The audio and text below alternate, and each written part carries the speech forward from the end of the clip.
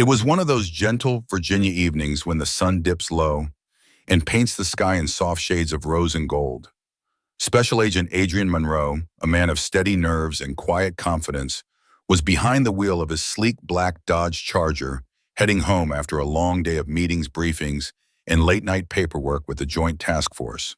The breeze drifted through his open windows, carrying the faint scent of magnolia blossoms from the tidy yards lining the street. At precisely 6:32 p.m., the calm shattered with a flash of red and blue lights in his rearview mirror. No siren sounded, just the abrupt realization that he was being followed. Adrian eased the Charger to the curb, as deliberately as a man hanging onto his composure.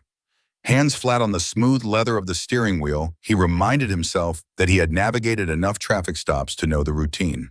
Yet tonight, in a neighborhood where tidy picket fences and manicured lawns spelled privilege, every interaction felt weighted with unspoken doubt. Moments later, a patrol SUV rolled up too close for comfort. Out stepped Trevor Langston, a stocky fellow in crisp blue hands hovering near his holster, as if waiting for a cue invisible to Adrian. There was no friendly nod or, "Good evening," just a brusque question. "You live around here," Adrian turned off the engine, rolled his window down, and met the officer's eyes with calm clarity. "Yes, sir," he replied softly. His voice carried the quiet authority of someone accustomed to commanding respect, even when it was given reluctantly. Langston glanced skyward as if searching for moonlight to guide him before leaning in. "License and registration," he said, already bracing himself for the man he expected to find. Adrian nodded, unhurried, and reached for his wallet on the passenger seat, every movement measured and sure. Adrian lifted his hands, palms up, as he reached for his wallet on the passenger seat. He worked deliberately, mindful that every motion was under a scrutinizing gaze. With care, he placed the leather billfold and the folded registration card atop the dashboard, then slid them through the open window to the officer. "Mind telling me why you stopped me?" Adrian asked, his voice steady but edged with polite concern. He cocked his head slightly, hoping for an explanation. Trevor Langston didn't answer right away. Instead, he leaned in, eyes narrowing. "You were creeping through the neighborhood," he muttered, eyebrows knitting together. "Going slow, looking at houses." Adrian felt a brief flicker of surprise. He had been driving no faster than the posted limit, 25 miles per hour. He respected this community, its quiet streets, its weekend barbecues, and freshly mown lawns. "Sir, I was doing 28, he replied evenly. "Just trying to get home after a long day." Langston's expression hardened. He glanced at the wallet and registration, but seemed uninterested in the documents themselves. Instead, he folded his arms as though girding for accusation. "You got anything I should know about?" he demanded, voice low and clipped. Adrian fought back a rueful smile. He could almost hear the quiet joke forming. "Just fatigue and a 3-hour shift that felt like 10. Instead, he drew a measured breath. "No, officer," he said softly. "I'm not nervous, just tired." Each syllable was chosen to soothe rather than to provoke, yet he could sense suspicion coiling tighter in Langston's eyes. The patrolman cleared his throat and shifted his weight, as if deciding whether to believe him or to press on. In those few heartbeats of silence, Adrian reminded himself that composure was his greatest ally. He straightened his shoulders, meeting Langston's stare with calm resolve. The night air felt suddenly heavier, every leaf and lamppost a silent witness to this unfolding moment. Adrian's calm was met with Langston's impatience. "Step out of the car," the officer barked. For what Adrian asked, voice-measured, hands still resting on the steering wheel. He kept his posture relaxed, as if he were simply meeting a neighbor on his front porch. Out of the car now, Langston repeated, tone sharp and uncompromising. The patrolman's impatience crackled in the evening air, as though he were daring Adrian to refuse. Adrian paused a fraction of a heartbeat, then drew his hand toward his jacket pocket. He produced a worn leather badge wallet and held it aloft, angled toward the streetlight, so Langston couldn't miss the gleam of brass. "I'm a federal agent, Federal Bureau of Investigation," Adrian said quietly but firmly. "Badge and ID." Langston didn't flinch. Instead, he clicked his radio's push-to-talk button. "Unit 47 to dispatch," he snarled. "Male refusing to comply, claims to be FBI. Requesting immediate backup." To Langston, those 3 letters meant nothing. He didn't wait for confirmation or guidance, he simply moved in. He shoved his shoulder hard into Adrian's chest, an act meant to jar him from that quiet confidence. Adrian absorbed the blow, his composure unbroken. He would not give the patrolman any theater to justify further force. Langston pulled out a pair of handcuffs, their metal glinting, as he snapped the first cuff around Adrian's wrist. Adrian made no sudden movement. He allowed the second cuff to close around his other wrist without protest. He knew that resistance, even the slightest, would play right into the officer's hands. All around them, windows glowed softly with the reflections of curious neighbors, and the hush of the street seemed to press in on them both. Adrian's eyes remained steady, and his breathing stayed slow. He might be bound in cuffs, but he was not shaken. He stood tall, proving that dignity and resolve could thrive, even under unjust restraint, on a quiet evening when the world was watching. As dusk deepens, curious neighbors spill onto their lawns. A teenager leans against a fence phone raised in recording. A man pauses mid-dog walk leash, taut in his hand, brow furrowed. A woman momentarily stops watering her roses hose, dripping slack against the grass. All eyes fix on Officer Langston as he slams Special Agent Adrian Monroe forward against the gleaming Charger's hood. Adrian's voice, calm yet insistent, cuts through the murmurs. "You are making a mistake, officer." But Langston, chest heaving, ignores the warning and secures Adrian's wrists with the second cuff. The teenager's camera light glints like a silent witness. Suddenly, the hum of a powerful engine crescendos behind them. A sleek, unmarked SUV, black as night, careens to a halt. Its door flies open, and Langston's impatience is matched by a new authority stepping onto the pavement. The suited man from moments before has vanished, replaced by backup whose presence could tip the balance at any second. The gathered neighbors exchange uneasy glances, knowing they have all become part of a scene that will not stay confined to their block. Lieutenant Felicia Owens steps down from the lead cruiser, her polished boots clicking on the pavement. In her mid-40s, with steel gray hair pulled into a tight bun and sharply pressed uniform, she takes in the tableau, Special Agent Monroe in handcuffs, Officer Langston bristling beside him, neighbors filming every moment. "What's happening here, Owens?" His voice is measured but carries unquestioned authority. Langston's chest, still heaving, launches into his narrative about a non-compliant motorist who insisted he was FBI. He gestures wildly toward Adrian. Without a word, Owen strides to the Charger, plucks Adrian's badge wallet from the hood, and flips it open. Her eyes narrow as she reads the name and seal. "Special Agent Monroe," she asks, tone flat. Langston's bravado falters. He stammers for an answer. Owens turns on him, her gaze cold as winter steel. "You cuffed a federal agent," she states plainly. The sirens of arriving units wail in the distance, but for Langston time has already run out. Lieutenant Owens straightens and signals to Officer Jordan. "Remove his cuffs," she orders.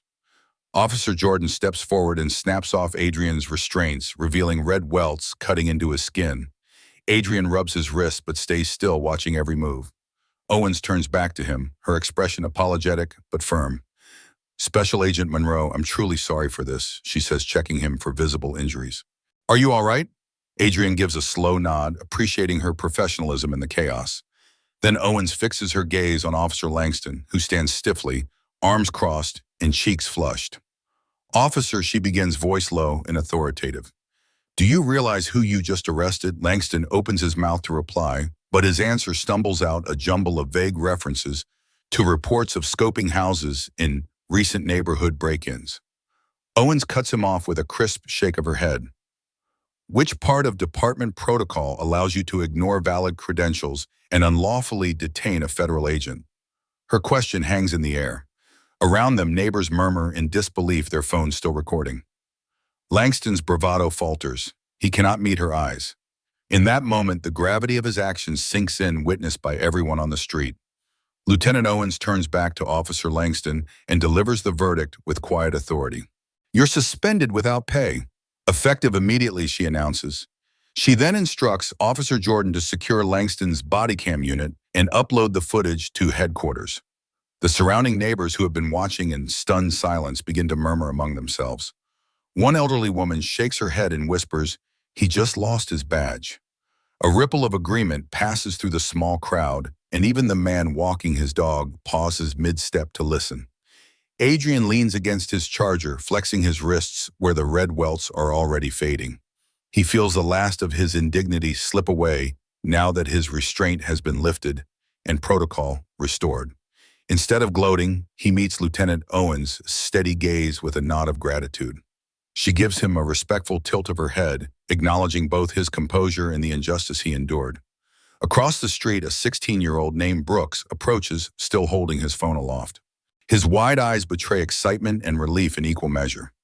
Adrian steps forward, careful and deliberate, and places a steadying hand on the teenager's shoulder. "Thank you, Brooks," he says in a calm, reassuring tone. "Keep that recording safe. Justice isn't about shouting the loudest, it's about making sure someone answers for their actions." Brooks nods, slipping the phone into his pocket. The bystanders begin to disperse, their cameras now silent, but the echo of what they witnessed lingers in the warm evening air. On this block in Oak Ridge County, accountability has been served quietly, but undeniably proof that lasting change often arrives not with a bang, but with the steady weight of responsibility upheld. By morning, word of the night's events has lit up every news feed and social media timeline. The hashtags FBI on foot and Respect the Badge climb the trending charts as neighbors, civil rights groups, and law enforcement aficionados share the video and voice their outrage. Oak Ridge County's Internal Affairs Unit officially announces a full investigation into the patrolman's conduct, unlawful detainment, ignoring proper identification, and the use of excessive force. The county's police chief addresses the incident in a press conference, her tone earnest and contrite. She extends a public apology to the FBI and to every citizen who has felt unsafe or disrespected in their own community. "Our officers are held to the highest standards," she declares, "and when they fall short, we will hold them accountable."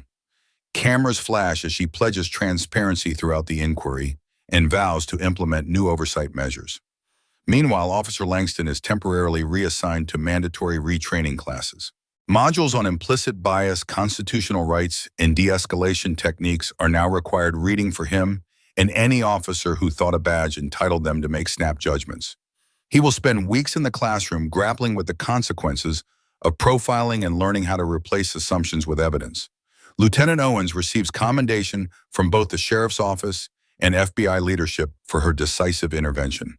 Peers praise her calm under pressure and her unwavering commitment to procedure and fairness. And Special Agent Monroe returns to his duties, his reputation even stronger for his steadfast professionalism. In Oak Ridge County, a close call has sparked meaningful reform, proof that true respect for the badge comes not from wielding power, but from knowing when to step in and do what is right. 6 months on, Oak Ridge County's police department looks and functions very differently.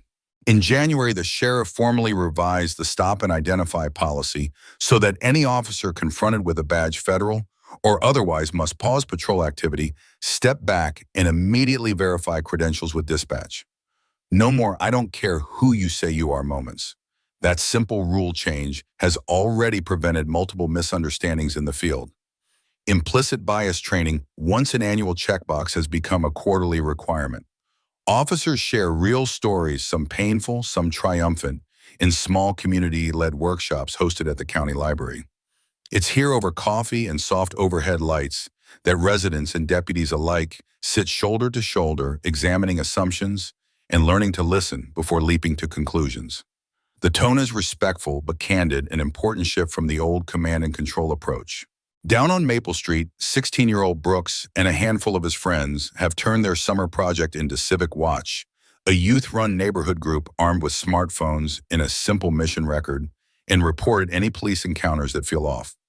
They've even drafted a one-page guide vetted by a local legal aid nonprofit on how citizens can safely film officers assert their rights and de-escalate tensions. Local stations now share that guide on their social pages too, so everyone knows how to protect themselves and their neighbors. Special Agent Monroe's his field office in Brighton Springs, Woody greets him with a quiet nod of respect whenever he drops by to brief local teams or offer input on training materials. He still carries the memory of that hot evening's flashing lights and handcuffs, proof that routine policing can go dangerously wrong without accountability. Yet he also carries hope that change, once set in motion, can spread. As he sips a late afternoon cup of coffee, he thinks of the community's resilience and knows that vigilance, transparency, and open dialogue have made Oak Ridge County a little safer, a little fairer, and very much worth the effort. 1 year after that sweltering evening, the ripples are unmistakable. Trevor Langston now faces formal civil rights charges, a rare but necessary step that underscores accountability at every rank. Lieutenant Owens has been tapped to mentor every new recruit in procedural justice, ensuring each officer learns to pause, verify, and respect before acting. The department's partnership with the FBI has blossomed into regular cross-agency training sessions, an open invitation to swap best practices and build trust rather than walls.